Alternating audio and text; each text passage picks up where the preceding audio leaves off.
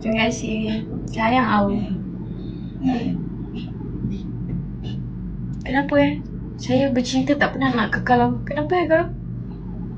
Saya nak juga rasa bercinta yang sampai ke pelaminan. Kenapa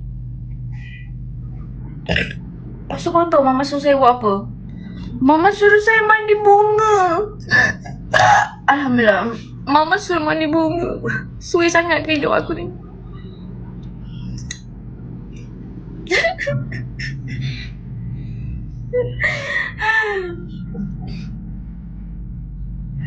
Segala kerinduan.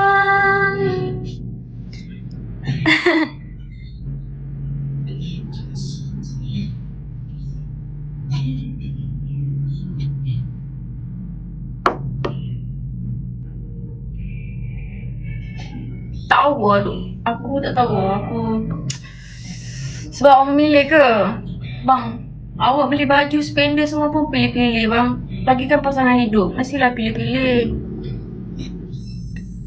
Tapi itulah walaupun saya dah pilih-pilih saya tak dapat yang kaki tangan tak naik tangan baran. Saya pun tak tahulah.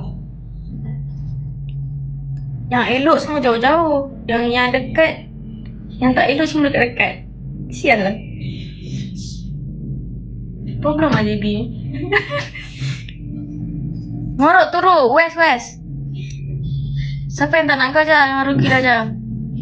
Bukan tak nak. Maksud aku macam ni Ijaz bercinta tak pernah kekal lama bro. Tak, maksudnya paling lama Ijaz bercinta 4 tahun tu je lah. Lepas tu last setahun lebih. Lepas tu tak kekal. Lalu Ijaz macam hello. Siannya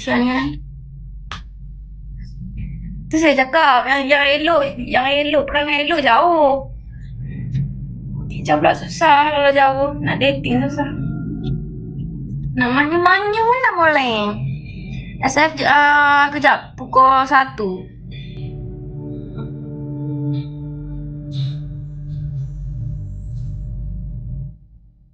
Tak apa-apa kena sabar dah sikit PJJ. Ijaz tak boleh lah. Ijaz tak pandai lah jauh. Ijaz tak tahu. Tak pandai lah kalau jauh. Bukan dia kita takut lah macam-macam kita fikir macam tu. Kalau dah dekat buat perangai lagi jauh. Macam mana kan kita tak tahu overthinking lah macam tu. Dia cakap overthinking tau.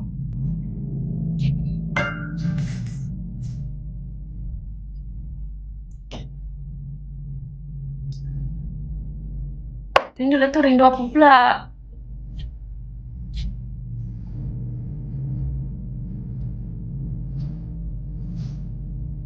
Mana dia tu? Dia tengok live ni. Siapa? Rumahnya sentiasa berlangsung. Next year lah, tahun depan lah kahwin. Kenapa tak cakap kita? Diam je! Alah, hai. Jadi kalau tak kena hati boleh lagi banyak masalah. InsyaAllah ke Alafina yang paling nyata.